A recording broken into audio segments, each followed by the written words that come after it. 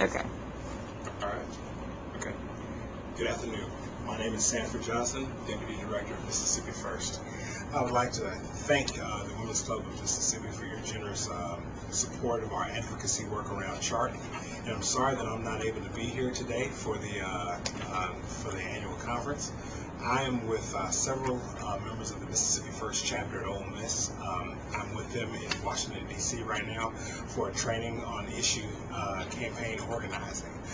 We are working on trying to create a statewide advocacy effort in support for CHART, which is the Abstinence Plus policy that districts can adopt to provide medically accurate sex education at no cost to the school districts.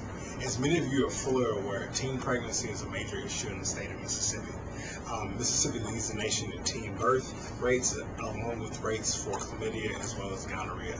Just to give you a sense of how serious the problem is here in the state of Mississippi, Mississippi taxpayers spend over $155 million a year in teen pregnancy. That amount of money could provide state-funded pre-kindergarten for every for 97% of 4-year-olds here in the state of Mississippi.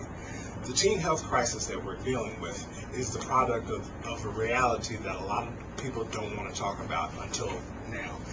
The reality is many of our teenagers are sexually active, but they lack even the basic knowledge about sexual and reproductive health. Over the past decade, abstinence-only programs have been the state standard.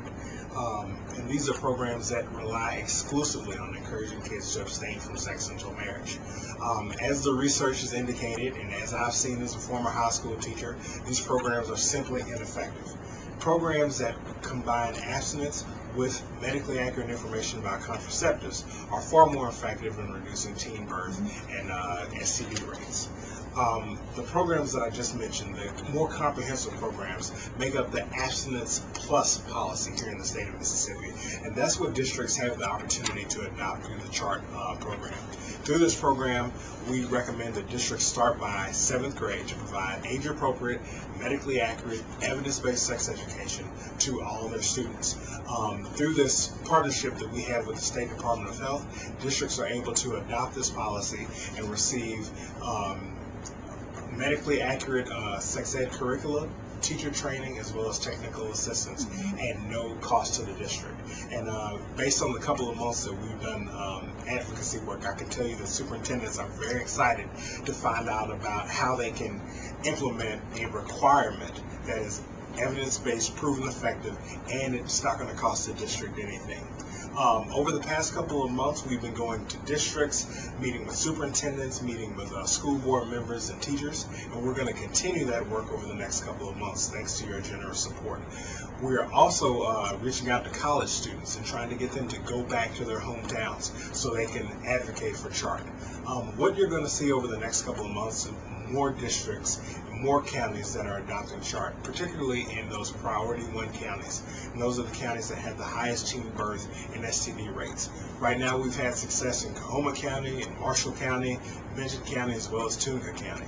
And other communities where school districts are, such as Clarksdale and Greenville, are also expressing a lot of interest in CHART, and I think they'll be adopting soon as well.